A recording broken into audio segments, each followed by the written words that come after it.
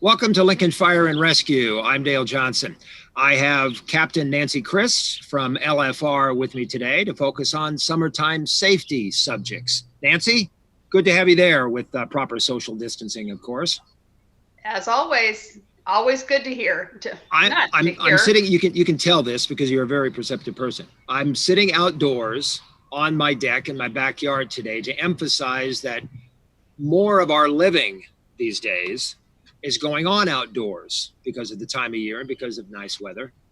But you got to be safe doing it or it takes all the fun out of it. So today we will be talking about such things as fire pits, which I have not far from me, and Nancy will tell me what I have right and what I have wrong about having a fire pit where it sits right now. There are heat-related emergencies.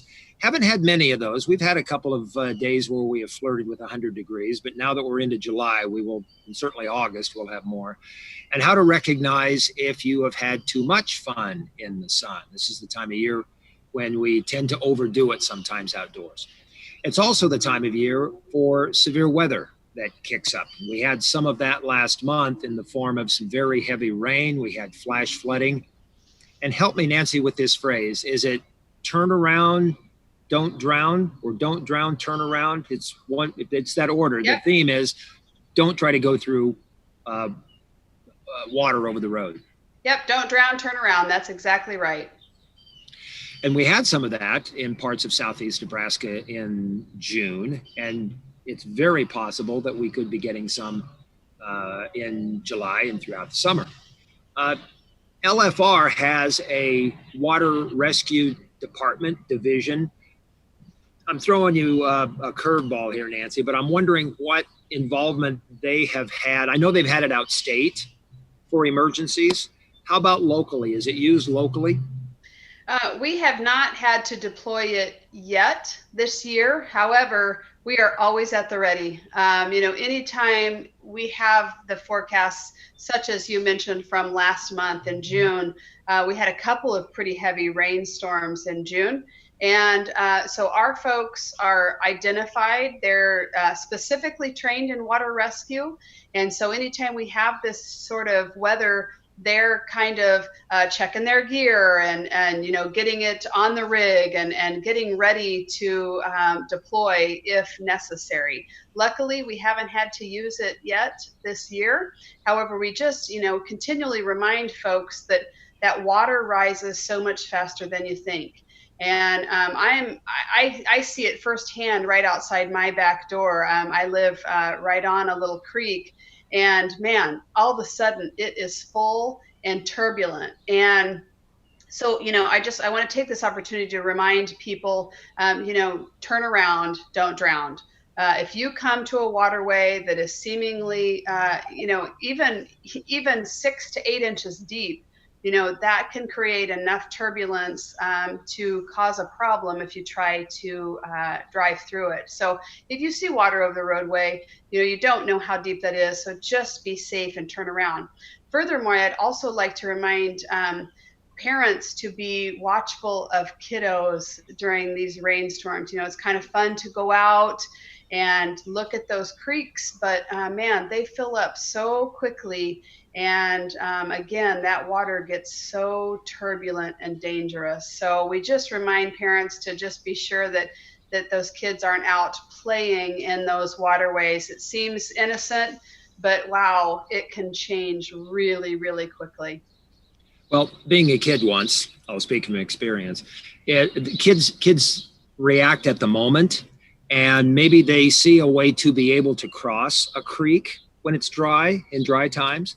And then when it gets wet, the water comes up, covers up everything that enabled them to cross, and now they're disoriented. So parents, just give the advice, don't play in creeks. And there are sloughs in the city, there are creeks in the city, large and small, and they're there mainly for flood control. So they really don't become a factor until we do get the heavy rains, and then they fill up and do their job.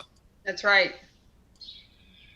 Nancy CRIST joining me on LFR today. Let's talk about fire pits. Never play with fire. We've heard that a lot. Never take your attention away from fire pits. Haven't seen too many fire up yet. because the weather's been hot, and we'll get into heat related items too. But I have, you can't see it here on camera, but I have a portable fire pit. So let's start there, Nancy. What specifications, and I haven't used it yet, so it's not that I'm breaking any codes or laws or rules. You better not. I know them. I know you. I know other people in LFR, so I know the rules. So the portable fire pits. Yep, the portable fire pits are the ones that you buy at the store that you can move about. They're not stationary. In other words, they're not an in-ground type fire pit. They're actually the freestanding portables. The regulations on those is that they are not any closer than 15 feet to any structure, and that includes fences. So if you have one of those portable fire pits, you need to make sure that it's away from any structure, including fences, at the least 15 feet. All right, I'm on a deck that's about 15 feet wide, so I can't burn it on my deck. For me, Correct. It would be out front. It would be on my driveway. It would be in my front driveway. Lots of concrete, lots of space, no objects, move the cars away, bring the folding chairs out, enjoy the front yard experience as opposed to the backyard experience.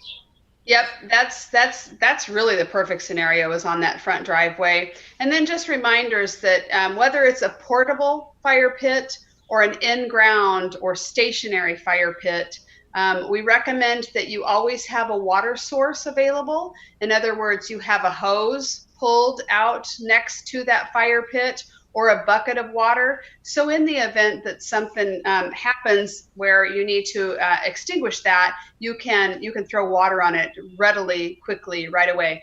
The other piece is you have to stay out there with it.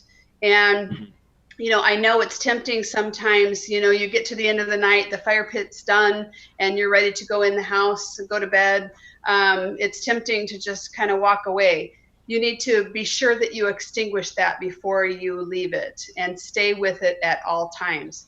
The other thing that I want to explain to folks is that sometimes those fire pits become noxious, or they become annoying to other people, to neighbors, for instance. We get calls all the time from folks saying, hey, you know, they're burning this fire pit. I don't know what they're burning in it, but come check it out. So we'll come out there and check it. And if it's a nuisance, or if one of your neighbors is complaining about it, we are probably going to ask you to put it out. So that's kind of how the regulation works, is as long as it's not annoying to other people. That, you know, some people have sensitivities to smoke. So as long as it's kind of contained in that fire pit and not bothering other people, it's fine. And the other piece to keep it from creating a lot of that heavy black smoke is to only burn sawn wood. That's part of the regulation also. So it has to be wood that's been cut for the purpose of burning, and dry is preferred, because then you're not going to get the off gases of everything else, the moisture in it. So no leaves and no trash, no other, you know, stuff that would be tempting to burn. You know, you can't burn cardboard or anything like that, for instance. It's only sawn wood. Now, we understand that you might use twigs to, you know, kind of fire start, which is fine. But we don't want you to continually throw stuff out of the yard into a fire pit.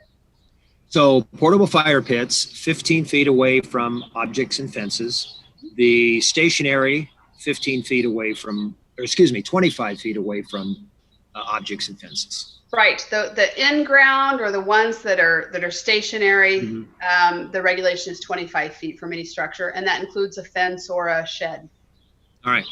Nancy, I want to draw on your experience as a firefighter. We'll switch subjects to heat-related issues. In all your years, have you ever found yourself suspecting you might be experiencing heat-related symptoms? Oh, definitely. You know, we are sometimes the worst about acknowledging those types of things in ourselves. What we have done as a fire department is we have enlisted just a process where we bring more rigs in during fires that that are, in the middle of the heat of the day, we just rotate more rigs in. So people are only fighting fire for a few minutes. They go off to rehab, and we bring in another fresh crew. We have a rehabilitation bus that we can bring on scene and run air conditioning. So firefighters can go sit in air conditioning, rehab, drinks like a sports drink to replenish some of those electrolytes that we lose in sweating in a fire. So hands down, those symptoms are real, and they include, initially you may have a headache that may worsen, nausea, vomiting, dizziness, generalized weakness.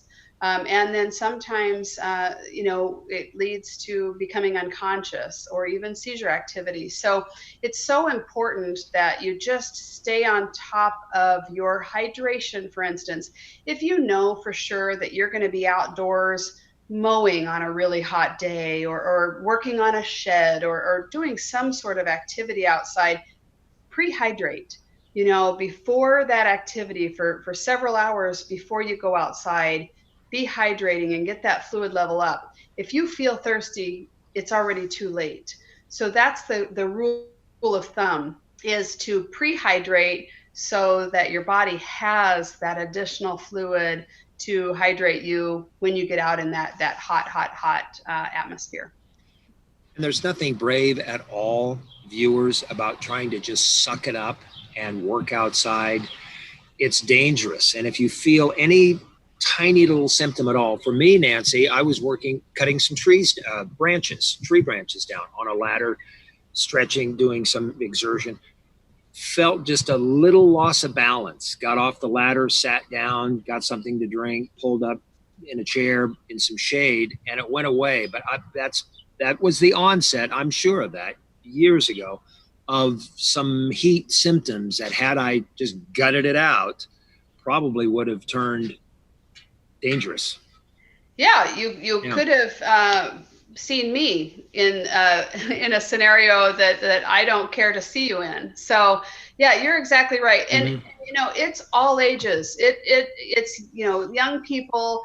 We see construction workers push that limit a little too much. Folks that work outside all the time, working on the roads or whatnot. The strongest, healthiest young folk just can easily succumb to that if they're not just always thinking about not only, like you mentioned, not only hydrating, but also being cognizant of those signs and symptoms of that beginning to come on. The skin will heat up, and it's our body's natural cooling mechanism to sweat that causes the air to flow across that wet skin and cool us off. You're in a dangerous situation if that sweating stops and your skin is just hot. And then one step further, if the sweating stops, the skin turns pale, and so at that point that it's a pretty serious situation. So let me emphasize water. Make sure it's water, or you brought up Gatorade or some kind of drink that has electrolytes that replenishes the body's deficiency and whatever is making you a little woozy. But water, just go to the tap, go to the refrigerator, get some ice, sit down, cool off, take your time. Yep, that's exactly right. Okay. Sports drinks, water. We discourage folks from drinking alcohol if they're going to be outside in the heat for an elongated period of time. Right. Before we go, Nancy, more traffic showing up. The pandemic restrictions are loosening, so more people are getting out, driving, going places. Good time to remind people about moving to the right when they hear sirens or see lights. Right. We've just seen such a huge influx of traffic back on the streets, and that's a good thing. That's a sign of us starting to sort of open up the city, which is exciting. I'm thrilled that we're doing that.